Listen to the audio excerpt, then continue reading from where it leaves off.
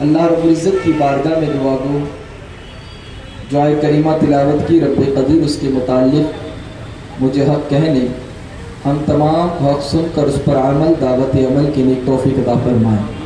میرے پیارے آقا علیہ الصلوۃ والسلام کے پیارے دیوانوں، باران رحمت برس رہی ہے اور آپ روز تقریباً 2 دن سے جو یہاں پر ذکر شہدائے کربلا کو سماعت کر رہے ہیں، وہیں آپ نے درود و سلام کی فضیلتیں بھی سماعت کی ہوگی۔ ایک درود پہلے میں پڑھا دوں آپ کو تاکہ اس کے فیوز و برکات سے ہم تمام مالا مال ہو جائے۔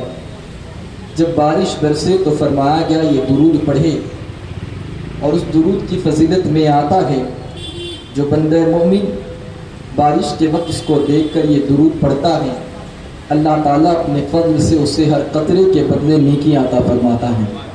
تو آپ یہ درود میرے ساتھ مل کر پڑھ لیں۔ اللہم صلی علی سیدنا و مولانا محمد بعدد قطرات الامطار۔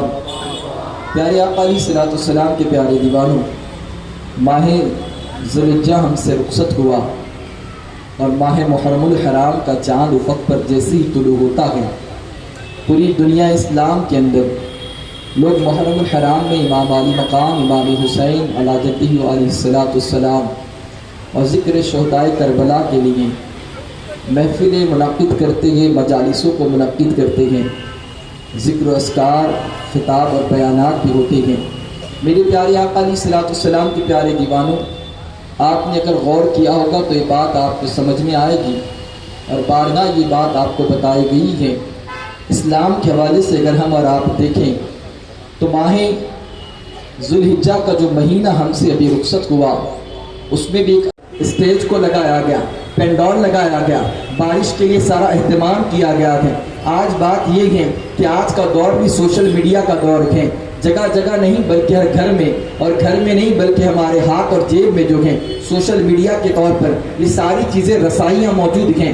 ہم گھر بیٹھ کر بھی یہ ذکر سن سکتے ہیں، ہم گھر بیٹھ کر بھی ذکر کو دیکھ سکتے ہیں۔ ایک نہیں الحمدللہ سینکڑوں نہیں بلکہ ہزاروں اور اب لاکھوں کی تعداد میں غلامان رسول جو ہیں وہ اللہ والوں کا ذکر بھی کر رہے ہیں۔ عزیزان گرامی، مگر اس مجلس کے مقصد کو آپ سمجھتے ہیں؟ اللہ اکبر کبیرہ، یہ بڑی عظیم مجلس ہے، یہاں پر آنا ہمارا کمال نہیں، یہ رب کا فضل ہے کہ اس نے ہم کو یہاں پر بلایا ہے۔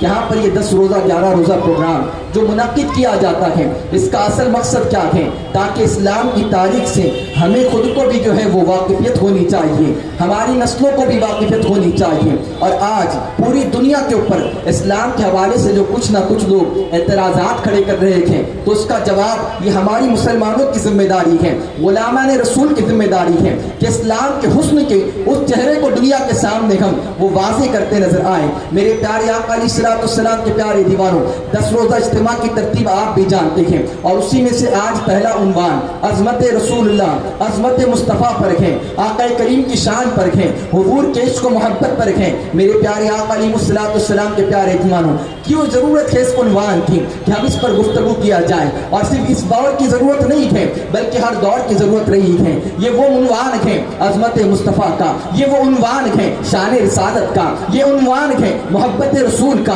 کہ اللہ اکبر کبیرہ، ہر دور میں اس کی ضرورت رہی ہے، ہر عصر میں اس کی ضرورت رہی ہے، اور قیامت تک اگر اسلام کی بقا ہوگی تو مصطفیٰ کی محبت کی ہی بنیاد پر ہوگی، آقا کی عظمتوں کے قرار پر ہی ہوگی۔ میرے پیارے آقا علیہ الصلوۃ والسلام کے پیارے دیوانوں، میں یہاں سے یہ بات شروع کرنا چاہتا ہوں۔ سویڈن کے اندر جو معاذ اللہ من ذالک قرآن مقدس کی توہین کی گئی ہے، آخر کیا وجہ تھی کہ اس کے باوجود ایسے کئی شرع پسندہ لوگ جو ہیں وہ اس طرح اٹھتے ہیں اور کہیں اہانت رسول کی جاتی ہے، کہیں قرآن کی جو ہے وہ توہین کی جاتی ہے، کہیں اسلام کے شعار کا جو ہے وہ مذاق اڑایا جاتا ہے؟ تو میرے پیارے آقا علیہ الصلوۃ والسلام کے پیارے دیوانوں، یقیناً وہ تو سازشیں کرے گے، وہ دشمنان اسلام ہیں، یقیناً وہ تو اس طرح کی حرکتیں کرتے ہیں، یہ ان کا کام ہے۔ مگر ایک بات غور کرنی ہوگی، آج مسلمانوں کا جائزہ لیا جائے، اگر آج ہمارے حالاتوں کا جائزہ لیا جائے تو ہماری پوزیشن بھی یہی ہے کہ دراصل ہم بھی مصطفیٰ کی شان و عظمت کو نہیں سمجھ سکے ہیں، دراصل ہمارا بھی یہ معاملہ ہے. آج حضور کی محبت میں ہمیں زندگی گزارنی چاہیے تھی,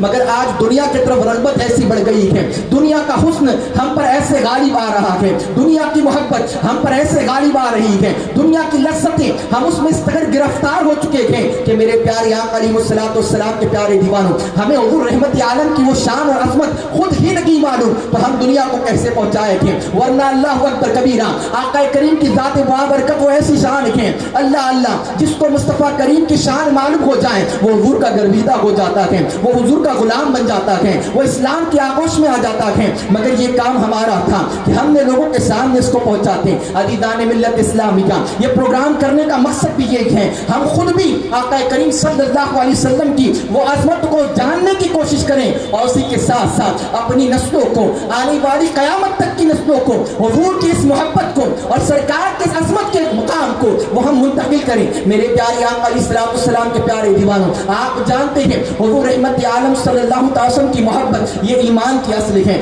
آقا کریم صلی اللہ علیہ وسلم کی محبت یہ ایمان کی جان ہے. اس لیے تو میرے امام نے فرمایا تھا کہ قرآن یہ کہتا ہے ایمان انہیں, مگر ایمان یہ کہتا ہے میری جان ہے یہ. میرے پیارے آقا علیہ السلام کے پیارے دیوانوں, آقا کریم صلی اللہ تعالیٰ علیہ وسلم نے, اللہ رب العزت نے ہمیں وہ نعمت عطا فرمائی. اللہ اللہ, جس نبی کو جس امت میں اللہ نے ہمیں پیدا فرمایا, یہ ہم اتنی عظیم امت ہیں کہ اللہ اکبر کبیرہ, اس کے اندر انبیاء نے دعا فرمائی, اے اللہ ہمیں تو نبی نہ بناتا مگر تیری امت میں, تیرے حبیب کے امت میں ہم کو پیدا فرما دیتا. میرے پیارے آقا علیہ السلام کے پیارے دیوانوں, آقا کریم کی محبت آج لوگوں کے اندر, ہماری نوجوان نسلوں کے اندر اس کو پیدا کرنی ہوگی. انہیں حضور کا حسن کا گرویدہ بنانا ہوگا, انہیں حضور کی محبت کا گرویدہ بنانا ہوگا. عزیزان گرامی, آج یہی تو ہو رہا ہے سوشل میڈیا کے اوپر جب ہم دوسرے حسنوں کو دیکھ رہے ہیں, دوسری چیزوں کو ہم دیکھ رہے ہیں, تو ہماری رغبت جو ہے وہ اس طرف جا رہی ہے, دنیا کے لہو لہاب کے اندر, دنیا کی فحاشیوں کے اندر, دنیا کے اس ناپاک حسن کے اندر. مگر عزیزان گرامی, جس کو حسن مصطفیٰ کی لذت مل جائے, جس کو آقا کریم کی محبت مل جائے, تو قسم خدا کی وہ پھر دنیا کے طرف نظر نہ کرے. آؤ حضور کی بارگاہ میں چلے. اللہ اللہ, آقا کریم جب دنیا میں جلوہ گر ہوتے ہیں, کیا حال ہے مصطفیٰ کریم کا, حضور پیدا ہوتے ہیں, آمد سرکار نے جگ میں اجالا کر دیا, کفر کی تاریک وادی میں سویرا کر دیا, بھیج کر خالق کونین نے اپنا نبی ہم گناہگاروں کی بخشش کا سہارا کر دیا. حضور کی تشریف ہوتی ہے, تشریف آوری ہوتی ہے, وہ کیسا وقت تھا, وہ کیسا سما تھا. اللہ اللہ, جو پوری کفرستان کی دنیا جو اندھیرے کے اندر تھی, اسی لیے تو امام فرماتے ہیں جس سہانی گھڑی چمکا طیبہ کا چاند, اس دل افروز ساتھ پہ لاکھوں سلام. میرے پیارے آقا علیہ السلام کے پیارے دیوانوں, میلاد مصطفیٰ کے موقع پر حضور کی ساری فضیلتیں ہم سماعت کرتے ہیں کہ آقا کریم کی ولادت باسعادت سے پہلے کتنی بشارتیں دی گئی. حضرت آدم تا عیسیٰ تمام انبیاء نے آنے والے حبیب کی بشارت دی. وہ عظمت والا رسول آنے والا ہے, وہ محبوب خدا آنے والا ہے. اللہ اللہ کبیرہ, جس کی شان اور عظمتیں اور جس کے قصیدے انبیاء بھی پڑھتے نظر آئے, جس کے آسمانی کتابوں میں ذکر کیا جائے, سوچے تو صحیح وہ کتنا عظمت والا رسول ہے جو ہمیں عطا کیا گیا ہے. اللہ اللہ, میرے پیارے آقا علیہ السلام کے پیارے دیوانوں, وہ اللہ کے ایسے محبوب ہیں. اسی لیے تو میرے حضور اللہ باختر رضا اظہری علیہ رحمت و رضوان تاج الشریعہ فرماتے ہیں مصطفیٰ ذات یکتا آپ ہیں, اور یک نے جس کو یک بنایا آپ ہیں, اور آپ کی خاطر بنائے یہ دو جہاں, اور اپنی خاطر جو بنایا آپ ہیں, اور آپ جیسا کوئی ہو سکتا نہیں, اپنی ہر خوبی میں تنہا آپ ہیں, اور آپ کی طلعت میں میں نے جان دی, اور قبر میں پہنچا تو دیکھا آپ ہیں. حضور کی شان یہ ہے کہ حسن میں سب سے اعلیٰ, حضور کی شان یہ ہے کہ اخلاق میں سب سے اعلیٰ, حضور کی شان یہ ہے کہ اوصاف میں سب سے اعلیٰ, حضور کی شان یہ ہے کہ کردار میں سب سے اعلیٰ. سب سے اعلیٰ وہ اعلیٰ ہمارا نبی, اور سب سے بالا وہ اعلیٰ ہمارا نبی. میرے پیارے آقا علیہ السلام کے پیارے دیوانوں, آج حضور کی عظمت کو سمجھنا ہے تو حضور کے اوصاف کو سمجھنا ہوگا, حضور کے حسن سیرت کو سمجھنا ہوگا, حضور کے کردار کو سمجھنا ہوگا, حضور کے اخلاق کو سمجھنا ہوگا. میرے پیارے آقا علیہ السلام کے پیارے دیوانوں, آپ دیکھ رہے ہیں حضور دنیا میں جلوہ گر ہوئے, اور یہ جو کفر تھا اور اندھیرا تھا وہ نور میں تبدیل ہو گیا, اور کیوں نہ ہو, اس لیے کہ حضور اللہ کا نور بن کر جلوہ گر ہوئے ہیں. اسی لیے تو حضور نے فرمایا, حضرت جابر जाबिर से, ऐ जाबिर सच से पहले अल्लाह ने अपने नूर से तेरे नबी के नूर को पैदा फरमाया और फिर उससे सारी कायनात को बनाया। अज़ीज़ान गिरामी, आका करीम सल्लल्लाहु अलैहि वसल्लम के हुस्न की बात आती है तो अल्लाह अल्लाह, सरकार का हुस्न ऐसा था कि जो उसे देखता तो वो फिर उसी का गर्वेदा हो जाता, वो बूढ़ी का दीवाना हो जाता है। आज हमने अपनी नस्लों को, ये जरूरत था हमारे बच्चों को सरकार की सीरत मुबारक बताते, सरकार के हुस्न जमाल को बताते, आका की शान मुबारक को बताते, तो हमारे बच्चे और हमारी नस्ल नौजवान लड़के और लड़कियां जो हैं वो किसी मजाजी हुस्न में गिरफ्तार नहीं होते, बल्कि वो आका के दीवाने हो जाते हैं। मेरे प्यारे आका अलैहिस्सलाम के प्यारे जवानों, मुझे यहाँ वो वाक़या याद आता है उम्मे माबद का। क्या आपने नहीं सुना उलमा से, सरकार की शान ही ऐसी थी कि जो हुजूर को देख लेता वो हुजूर के हुस्न का दीवाना हो जाता, वो हुजूर का मस्ताना हो जाता, वो हुजूर के चेहरे को एक मर्तबा देख ले तो अल्लाह उसे ईमान भी अता फरमाता और किसी भी जिंदगी में वो कभी नहीं करता। आप देखें तो सही, वो बेकसों के कस, अल्लाह अल्लाह, इनके चेहरे का मामला ये पड़ा कि जिसने रोते हुए को अल्लाह के हबीब के चेहरे को देखकर मुस्कुराहटें मिल जाती हैं। मेरे प्यारे आका अलैहिस्सलाम के प्यारे दोनों, एक मर्तबा सफर पर आका करीम हजरत सैयदना अबू बकर सिद्दीक रज़ियल्लाहु तआला अन्हु के साथ में थे और आका करीम जब सफर में थे तो रास्ते में आपने एक इलाके के अंदर देखा कि एक गरीब झोपड़ी नजर आ रही थी। आका करीम ने फरमाया कि अबू बकर जाओ और यहाँ पे कुछ खाने पीने का इंतजाम होगा तो जाकर देख कर आओ कि हमारे लिए कोई इंतजाम तो हो जाए इस घर के अंदर। जाकर हजरत सैयदना सिद्दीक अकबर रज़ियल्लाहु तआला उस घर पर दस्तक देते थे। वहाँ से एक पर्दा नशीन खातून आती है, उसे जिसे उम्मे माबद कहा जाता है। वो कहती है आप कौन हैं? उन्होंने फरमाया हम मुसाफिर हैं और हमें कुछ खाने की हाजत है। वो कहती है आप मेहमान हैं और अरब का दस्तूर था कि वो आने वाले मेहमानों की कदर नवाजी करते, मेहमान नवाजी किया करते। तो हजरत सरवर कायनात हजरत सैयदना सिद्दीक अकबर के साथ उस झोपड़ी में जाते हैं। आका करीम अलैहिस्सलाम जब तशरीफ ले जाते हैं वो खातून कहती है कि मैं आपको क्या पेश करूं, वैसे तो हमारे पास खाने के लिए कुछ नहीं है मगर हमारा मिजाज यही है कि जब कोई मेहमान आता है जो चीज होती है हम दस्तरखान पर रख देते हैं। अजीज़ान गिरामी, आका करीम फरमाते कोई बात नहीं, सरकार ने देखा एक बकरी है, वो फरमाते हैं कि हम इस बकरी का दूध धोकर इसको नोश कर सकते हैं। वो औरत कहती है नहीं नहीं, इस वजह से कि ये तो बकरी बड़ी लागर है, इसकी हड्डियों में भी गुदा नहीं है, बड़ी कमजोर है, इसलिए ये जो है तो ये रेवड़ के साथ चरने लगी गई है, कमजोरी की बुनियाद पर यही है। आका करीम फरमाते हैं अगर तुम इजाजत दें तो हम इसका दूध तो धो लें। हुजूर ने जब फरमाया वो कहती ठीक है आपकी मर्जी। आका करीम ने अपने दस्ते मुबारक अल्लाह उस बकरी पर रखा, अल्लाह ताला ने उस बकरी के थनों में दूध को भर दिया। अजीज़ान गिरामी, ये वो हाथ है जिस तरफ उठ गया दम में दम आ गया, उस निगाहें जिस तरफ उठ गया दम, जिस तरफ उठ गई दम में दम आ गया, उस निगाहें इनायत पे लाखों सलाम। हाथ जिस समत उठा गनी कर दिया, बहरे मौजे सखावत पे लाखों सलाम। आप अंदाजा फरमाएं आका करीम का हाथ फेरना था, बकरी के तनों में दूध आ जाता था। सरकार ने अपने हाथ मुबारक से दस्ते मुबारक से दूध को धोया और फिर उसके बाद जो है बर्तन भर गया। आका ने फरमाया उम्मे माबद से ए खातून और बर्तन दो। एक के बाद एक बर्तन दिए गए और दूध भरता चला गया, सारे बर्तन दूध से भर दिए गए। सरकार ने उनको कहा कि पहले तुम नोश फरमाओ। उम्मे माबद ने नोश फरमाया, अपने बेटे को भी नोश फरमाया। फिर उसके बाद हुजूर ने खुद उसको सैराब होकर पिया, जनाब सिद्दीक अकबर रज़ियल्लाहु तआला ने सैराब होकर पिया। अज़ीज़ान गिरामी, आका करीम जब वहां से रुखसत हो गए तो फिर उम्मे माबद का जो शौहर था जो बकरियां चराने गया था, जब वो घर में आता है वो कहता है उम्मे माबद क्या बात है, आज घर की मैं झोपड़ी को देखता हूँ शाम के वक्त तो नूर से मुक्का नूर नजर आती है और ये चमकती नजर आती है, और जैसे मैं घर में दाखिल हो गया एक खुशबू सी महक रही है। कौन हमारे घर में आया था और ये खुशबू कहाँ से आई है? उम्मे माबद परेशान है कि कैसे बताऊं कि हमारे घर में आया कौन था, इसलिए कि जो जात आई थी उम्मे माबद ने उनका नाम नहीं पुकारा। वो अंदाजे से कहने लगी, वो सोचने लगी, कहती है बड़ा बरकत वाला शख्स था, वो मुबारक था जो हमारे घर में आया है। अल्लाह अकबर कबीरा, उस फिर तारीफें शुरू हो जाती है, सरकार की औसाफ बयान फरमाती है। उसका चेहरा वद्दुहा की तरह, चेहरा इस तरह से था, आंखें इस तरह की सुरमुई हुई थी, जुल्फ़े मुबारक ऐसी थी, लबहाए मुबारक से जब गुफ्तगू करते अल्लाह अकबर कबीरा, अल्लाह अल्लाह, जिनका मामला ये था मेरे प्यारे आका अलैहिस्सलाम के प्यारे दीवानों। उम्मे माबद जो है वो सारी तफसीर बयान करती है। उनका शौहर सुन सुनकर जो है वो ये कहता है उम्मे माबद तुमने मुझे क्यों नहीं पुकारा? तो वो कहती आप तो रेवड़ चढ़ाने गए थे, कहा मैं करीब था, मुझे भी बुला लेती तो मैं भी मुबारक को देखकर बरकतें हासिल कर लेता, मेरे भी मुबारक से मुलाकात हो जाती। वक्त गुजरा, दिन गुजरे, अब इनके घर में जब भी जिक्र होता है तो उस मुबारक का जिक्र होता है। बड़ा मुबारक शख्स था, बड़ी प्यारी हस्ती थी, बड़ी अजीम जात थी जो हमारे घर में आकर गई है। मगर फिर एक वक्त ये हुआ कि उम्मे माबद अपने बेटे के साथ में मदीने की गलियों में जाती है, किसी घर से سے کیونکہ مدینہ قریب میں تھا وہ وہاں پر جاتی ہیں کچھ تلاش کرنے کے لیے تاکہ ان کے روزگار اور گھر کے معاملات میں جو ہے وہ کچھ وسائل تیار ہو جائے. اچانک کیا دیکھتی ہے کہ ان کا بیٹا جو ساتھ تھا معبد کا وہ وہاں پر ڈھونڈتے ہوئے دیکھتے ہیں کہ حضرت سیدنا صدیق اکبر رضی اللہ عنہ وہاں سے گزر رہے تھے. بیٹا کہتا ہے ماں دیکھو نا یہ وہی وہ شخص ہیں جو مبارک کے ساتھ تھا, یہ وہ مبارک کا دوست تھا جو ہمیں ہمارے گھر پر آیا تھا. فوراً دوڑ کر جاتے ہیں سیدنا صدیق اکبر کے پاس اور کہتے ہیں بتاؤ وہ مبارک کہاں ہے, وہ مبارک کہاں ہے. صدیق اکبر کہتے ہیں کس مبارک کی بات کر رہے ہو. پھر حضرت صدیق اکبر کو یاد آتا ہے ہاں ہم ان کے گھر میں گئے تھے اور یہ ان کے گھر پہ انہوں نے ہماری مہمان نوازی کی تھی. حضور صدیق اکبر کی بارگاہ میں صدیق اکبر حضور کی بارگاہ میں ان کو لے کر جاتے ہیں. جیسے مصطفیٰ کریم کو دیکھتے ہیں آقا کریم علیہ الصلوۃ والسلام کی بارگاہ میں پہنچ کر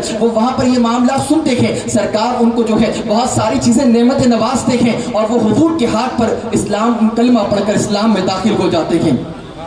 چہرے بدوحا کی شان یہ تھی جب وہ وہاں پر حضور کے اسلام کو انہوں نے قبول کیا کلمہ پڑھ کر تو پھر دیوانہ وار حضور نے ان کو کچھ تحفے بھی عطا فرمائے. روایت میں آتا ہے بکریاں بھی حضور نے ان کو عطا فرمائی کہ ان کا احسان کا بدلہ انہیں دیا جو انہوں نے حضور کی وہاں پر مہمان نوازی کی تھی.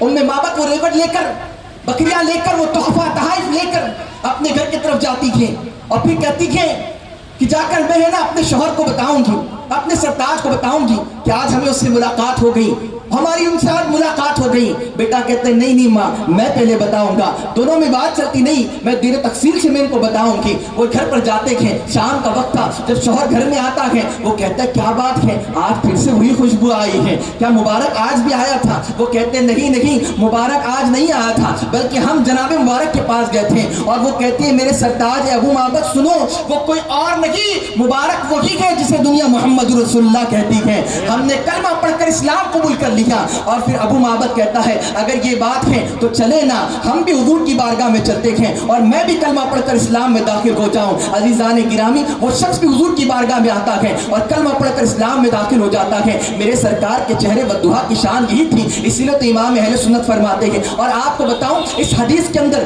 حضرت ام معبد نے جو ذکر فرمایا ہے تو حضور کی جو شان بیان فرمائی تھی اس کا ذکر یوں آتا ہے کہ ام معبد نے جب شوہر سے کہا تھا تو وہ یہی کہتی ہے کہ وہ جب شخص مبارک آیا ہے وہ دور سے دیکھے تو بڑا جمال والا نظر آتا ہے اور قریب آیا تو اس میں کمال نظر آتا ہے. میرے پیارے آقا علیہ الصلوۃ والسلام کے پیارے دیوانوں, تو میرے امام فرماتے ہیں وہ کمال حسن حضور ہے کہ گمان نفس جہاں نہیں, یہی پھول خار سے دور ہے, یہی شمع ہے کہ دھواں نہیں ہے. یہ مصطفیٰ کریم کی ذات ہے. میرے پیارے آقا علیہ السلام کے پیارے دیوانوں, تو آج ضرورت تھی کہ ہم آقا کریم کے حسن کو, وہ حضور رحمت عالم کی شان کو اپنی اولادوں کو بتاتے کہ آج تم جس دنیا کے حسن میں کٹے ہیں, ارے وہ حسن کی شان تو یہ ہے کہ اس لیے فرمایا گیا حسن یوسف پہ کٹی مصر میں انگشت زنا, سر کٹاتے ہیں تیرے نام پہ مردان عرب. عزیزان گرامی میرے آقا کی شان یہی ہے. مکہ کے اندر اللہ کے حبیب پیدا ہوتے ہیں, اللہ رب العزت حضور کی عظمتوں کے اندر ایک نہیں تقریباً 45 آیتیں ایسی مبارکات ہیں, ایسی جگہ ہیں جہاں پر اللہ اپنے حبیب کی قسم کو یاد فرماتا ہے. جب محبوب کی قسموں کو اٹھاتا ہے وہ شہر مکہ آقا علیہ السلام سے اللہ کتنی محبت فرماتا ہے. اگر آپ قرآن کی آیتوں کو دیکھیں گے تو کئی حضور کے چہرے والدہا کی تعریف کی جا رہی ہے, کبھی واللیل کی تعریف کی جا رہی ہے, کبھی لبھائے مبارک کا ذکر کیا جا رہا ہے, کبھی سینہ علم نشرہ کا ذکر کیا جا رہا ہے, کبھی ید الرسول کا ذکر کیا جا رہا ہے اور کبھی قدم ناز مصطفیٰ کا ذکر کیا جا رہا ہے. آج لوگ حج سے واپس ہو رہے ہیں, پوری دنیا کا مسلمان آج اللہ کے گھر میں جا رہا ہے. اور کیوں؟ تاکہ وہ حج کرے. دنیا میں بدقدوں میں پہلا وہ گھر خدا کا, ہم اس کے پاس باغ ہیں اور وہ پاس باغ ہمارا. ہر غلام, ہر اللہ کا بندہ, ہر مسلمان یہ چاہتا ہے وہ زندگی میں ایک بار شہر مکہ میں جائے اور خانہ کعبہ کے ارد گرد طواف کرے, حجر اسود کا بوسہ دیں. وہ اسی طریقے سے چاہتا ہے مقام ابراہیم پہ نماز ادا کرے. مگر آؤ نا, جس شہر کی عظمتوں کو ذکر قرآن میں آیا ہے اور جس شہر کی اتنی عظمتیں ہیں کہ ہر غلام اس شہر میں جانا چاہتا ہے, اللہ کا ہر بندہ اس شہر میں جانا چاہتا ہے. میرا رب فرماتا ہے محبوب اس شہر کی قسم جس میں تم چلا کرتے ہو, جس میں تمہارے قدم ناز لگتے ہیں, جس میں تمہارے قدم ناز کو اس شہر کی مٹی اور خاک لگتی ہے. لا اقسم بہذا البلد وانت حل بہذا البلد. میرے پیارے آقا علیہ الصلوۃ والسلام کے پیارے دیوانوں, تفسیری کتاب کا وقت نہیں کہ ایک ایک واقعے کو میں سمجھاؤں کہ شہر خانہ کعبہ کو فضیلت کیوں ملی. ہاں وہاں پر بیت اللہ ہے, اللہ کا عظیم گھر ہے. ہاں وہاں پر حجر اسود بھی ہے, وہاں پر مقام ابراہیم بھی ہے, وہاں پر صفا اور مروہ اللہ کی نشانیاں ہیں, وہاں جبل رحمت بھی ہے, وہاں جبل رحمت بھی ہیں اور آپ دیکھ رہے ہیں وہ جبل حرا بھی ہے، مگر آپ دیکھیں اس شہر کو جو فضیلت ملی ہے مصطفیٰ کے قدموں کی برکتوں سے ملتی ہے۔ میرے پیارے آقا علیہ الصلوۃ والسلام کے پیارے دیوانوں، مصطفیٰ کی شان کیا ہے؟ حضور انگلی کا اشارہ کریں تو چاند اپنا سینہ شک کر دیتا ہے، حضور انگلی کا اشارہ کریں تو سورج پلٹ آتا ہے۔ حضور کی شان یہ ہے کہ کفار کو حکم دیتے کہ جا کر درخت کو بلا لے تو درخت الصلاۃ والسلام علیک یا رسول اللہ کہتے ہیں، حضور کے قدموں میں آ جاتا ہے۔ آپ سمجھے تو صحیح عظمت مصطفیٰ کیا ہے، حضور کی شان کیا ہے، حضور کا مقام و مرتبہ کیا ہے۔ میرے سرکار کی شان تو یہ ہے کہ جس کھارے کنویں میں حضور اپنے لبھائے مبارک سے تھوک مبارک اپنا لعاب ڈال دیں وہ کھارے کنویں کو اللہ شیریں بنا دیتا ہے۔ میرے سرکار کی عظمت اور شان یہ ہے کہ حضور کی انگلیوں سے پانی کے چشمے جاری فرما دیتا ہے۔ حضور کی عظمت اور شان یہ ہے کہ سرکار جو ہے اگر جس کھانے پہ ہاتھ رکھتے اللہ وہ سب کو اس کو سیراب فرما دیتا ہے۔ میرے پیارے آقا علیہ الصلوۃ والسلام کے پیارے دیوانوں، ہم اس عظیم رسول کے ماننے والے ہیں کہ جس کے لیے ساری کائنات بنائی گئی ہے، ہم اس عظیم رسول کے لیے ماننے والے ہیں کہ جس کی رضا میں خدا کی رضا ہے۔ مگر آج بات یہ ہے کہ ہمارا معاملہ یہ ہے، ہم یوں تو بات کرتے ہیں مگر آج اس کے باوجود ہماری عشق اور محبت جیسے حضور کی ذات سے ہونی چاہیے ویسے نہیں ہے۔ اس کی وجہ یہ کسی واقعات کو ہم سراسری طور پر زبانی طور پہ سنتے ہیں، اگر ہم اس کے اندر اترتے ہیں اور اس کو دل میں محسوس کریں کہ انشاءاللہ تو ہماری زندگی کے اندر وہ انقلاب پیدا ہوگا، پھر کوئی اور حسن ہماری نگاہ میں نہیں ہوگا۔ جناب سلطان صلاح الدین ایوبی جب بیت المقدس فتح کرنے گئے تھے، نوجوان خاص کر کے سنیں تو یہود و نصارہ اس وقت جو تھے انہوں نے ساری کوششیں کر لی مسلمانوں کو شکست دینے کی۔ جب وہ تھک کے ہار گئے، شکست خوردہ ہو گئے تو آخری حربہ استعمال کیا، اور وہ حربہ یہ تھا کہ نیم برہنہ خوبصورت لڑکیوں کو وہ نیم برہنہ کپڑے پہنا کر جو کہ وہ بیت المقدس کے راستے پر دروازے پہ کھڑے کر دیا گیا کہ جب یہاں سے مسلمان مجاہدین گزریں گے اور وہ جب ان کو دیکھیں گے تو ان کی محبت میں گرفتار ہو جائے گی۔ مگر سلطان صلاح الدین ایوبی نے اپنے مجاہدین سے فرما دیا تھا اسلام کے کہ جب یہاں سے گزرو تو اپنی نگاہ کو نیچے کر کے گزرنا۔ یہ معاملہ تھا کہ جب وہاں سے گزرے تو کسی نے نگاہ اٹھا کر بھر کر بھی نہ دیکھا کسی عورت کو، اور یہ معاملہ دیکھ کر وہ کئی لڑکیاں جو ہے وہ اسلام قبول کر لیں۔ اور پھر یہ معاملہ تھا کہ جس کے آنکھوں میں مصطفیٰ کے اس سرکار دو جہاں کی خاک جس نے اپنی آنکھوں میں پہنی ہے، جس نے نجف کا اور کربلا کا سرما اپنی آنکھوں میں لگایا ہے، اسے کسی اور کا حسن جو ہے وہ گرفتار نہیں کرے گا۔ عزیزان گرامی، آج ہمارا حال یہ ہے کہ تصورات ہمارے ختم ہو گئے ہیں۔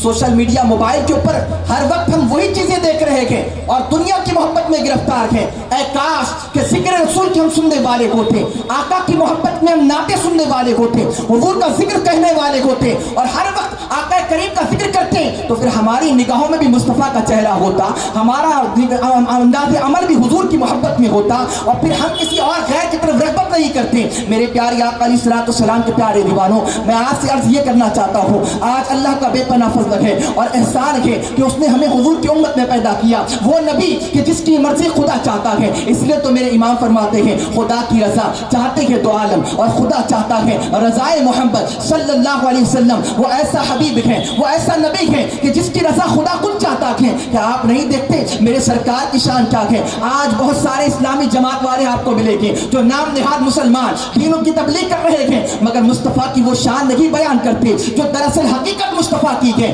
جو مقام مصطفیٰ ہے، جو عظمت مصطفیٰ ہے۔ آج سیرت کے نام پر یہ بتایا جاتا ہے کہ حضور چٹائی پر بیٹھے تھے اور پھر یہ معاملہ تھا، حضور فاقہ کیا کرتے تھے، سیرت النبی بن کے جلسے منعقد کیے جاتے ہیں، اور حضور کی معاذ اللہ کہیں نہ کہیں سمداد سے جو ہے وہ توہین کی جاتی ہے، شان رسالت کو گھٹانے کی کوشش کی جاتی ہے۔ میں آپ سے کہنا چاہتا ہوں، آج سائنس کا دور ہے، آج ٹیکنالوجی کا دور ہے، اور آپ کے بچے سائنس پڑھ رہے ہیں، ٹیکنالوجی پڑھ رہے ہیں، اور جب وہ یہ دیکھیں گے کہ ان کے نبی کو جو ہے وہ کسی چیز کا مالک و مختار نہیں سمجھایا گیا ہے بلکہ ان کے نبی کو مجبور بتایا گیا ہے کہ نبی یہ نہیں کر سکتے تھے، نبی وہ نہیں کر سکتے تھے، تو پھر ان کے دل میں اسلام کی رغبت کیسے پیدا ہوگی؟ عزیزان ملت اسلامیہ، آج بچہ دیکھے گا کہ آج سائنس تو یہ کہتا ہے کہ وہ چاند پر پہنچ گیا ہے, چاند پہ کمنڈے ڈال دیا ہے, سورج کی شعاعوں کو روشن کر لیا ہے. اے غلامان رسول, میں آپ سے کہتا ہوں یہ ہماری ذمہ داری ہے, تعلیم دلاؤ اپنے بچوں کو, عصری تعلیم دلاؤ, اعلیٰ سے اعلیٰ بھی دلاؤ, مگر یاد رکھیں وہ جو بھی تعلیم ہوگی وہ عشق مصطفیٰ کے اندر ہونی چاہیے, وہ حضور کی محبت کے ساتھ ہونی چاہیے, وہ دینی تعلیمات کے ساتھ ہونی چاہیے. اگر آپ کا بچہ دیندار ہو کر دنیا کی تعلیم حاصل کرے گا تو وہ یہ نہیں دیکھیں گا کہ آج جو ہے وہ دنیا چاند پر پہنچ گئی ہے اور سورج کی شعاعوں کو قید کر دیا گیا ہے, بلکہ وہ جانے گا ارے چاند کی کوئی حیثیت نہیں, اس لیے فرمایا گیا آسماں گر تیرے تلوے کا نظارہ کرتا, روز ایک چاند تجھ پر نثارہ کرتا. عزیزان گرامی, سرکار کی شان یہ ہے کہ میرے آقا اشارہ فرما دے تو سورج جو ہے نا وہ پلٹ آئے اور چاند کے 2 ٹکڑے ہو جائیں. جب اپنے بچوں کو یہ بتائیں گے تو اپنی نسلیں, ہماری اولادیں جو ہوگی وہ جانے گی یہ دنیا کچھ نہیں, ارے اشارے سے کوئی کام نہیں ہو سکتا. ایک اورخ, ایک ورق بھی جو ہے, ایک پیج بھی اشارے سے نہیں پڑھ سکتا, مگر مدینے میں بیٹھنے والا وہ نبی, اس کو اللہ نے اتنی شان عطا فرمائی کہ وہ انگلی کا اشارہ کرتا ہے تو اتنے بڑے چاند کو شک کر دیتا ہے. تو بچوں کو یہ بتائے کہ تو پھر اس کی عظمت حضور کی سمجھ میں آئے گی, حضور کا مقام سمجھ میں آئے گا. آج جو ہے وہ ٹیکنالوجی نے ترقی کی, مگر اس کی ترقی کی حد کہاں تک ہے؟ آؤ دیکھنے کی حد ایک لمٹ ہے کہاں تک, مگر میرے سرکار کی شان کیا ہے. کیا بدر کے واقعات آپ نے نہیں سنے؟ جب اسلام کو فتح ملی بدر کے میدان میں, اور پھر یہ ہوا کہ مصطفیٰ کریم نماز پڑھانے کے لیے کھڑے ہوئے اور آقا کریم نماز جماعت سے پڑھا رہے تھے, تو صحابہ دیکھتے کہ سرکار نماز میں مسکرا رہے ہیں. بولے سبحان اللہ. حضور نماز میں مسکرا رہے تھے, آقا حضور نماز میں مسکراہٹ یہ دیکھ کر صحابہ نے نماز کے بعد کہا فدا کا امی ابی یا رسول اللہ, ہمارے ماں باپ آپ پر قربان, سرکار آپ حالت نماز میں کیوں مسکرا رہے تھے؟ سب سے پہلے تو یہ بات سمجھیں, جو لوگ کہتے ہیں نبی کا نماز میں خیال آنے سے نماز خراب ہو جاتی ہے, تو ان سے کہے کہ پھر صحابہ کا عشق کیسا تھا. وہ نماز اللہ کی پڑھ رہے تھے مگر چہرے بددعا کی زیارت کر رہے تھے, وہ مصطفیٰ کے چہرے کو تک رہے تھے. اور تکنا کیسے؟ جب امام نماز پڑھاتا ہے تو بتائے کہ کس طرح اس کو دیکھا جائے گا, پیچھے والے کیسے دیکھیں گے. آقا مسکرا رہے, صحابہ فرماتے ہیں کہ حضور حالت نماز میں مسکرا رہے تھے تو کیسے دیکھے ہوگے؟ اس لیے کہ رخ تو مصطفیٰ کا قبلے کی جانب ہوگا. ہاں بالکل جھک کر دیکھے ہوگے, اس طرح رخ کو گھما کر دیکھے ہوگے نماز کی حالت میں. اے عشق تیرے صدقے جلنے سے چھٹے صدقے, وہ عشق کیسا تھا صحابہ کا. نماز تو رسول اللہ کی پڑھتے تھے, عبادت تو اللہ کی کرتے تھے, مگر ہر وقت چہرے بددعا کی تکیا کرتے تھے, حضور کے چہرے کی زیارت کیا کرتے تھے. میں آپ کو واقعہ بھی بتاؤں یہاں پر رک کر کہ جب سرور کائنات آقا دو جہاں کا آخری وقت تھا اور بیماری اور علیل کے موقع پہ ظاہری پردہ فرمانے سے پہلے حضور کا عالم یہ تھا کہ حجر عائشہ کے اندر بیٹھے تھے اور صدیق اکبر کو حکم دیا تھا ابو بکر تم نماز پڑھاؤ. تو آقا کریم نے پردے کو ہٹایا اور دیکھا کہ میری امت جو ہے وہ ابو بکر کی قیادت میں نماز پڑھ رہی ہے. تو کیا دیکھتے ہیں صدیق اکبر رضی اللہ تعالیٰ اور صحابہ کا یہ عالم تھا, جیسے حجر عائشہ صدیقہ رضی اللہ تعالیٰ عنہا سے پردہ ہٹتا ہے تو سب کی چہرے جو ہے سب کی نظریں مصطفیٰ کریم کے چہرے کی طرف ہوتی ہیں, سب آقا کریم کو دیکھتے ہیں, حضور کے چہرے و دعا کو دیکھتے ہیں.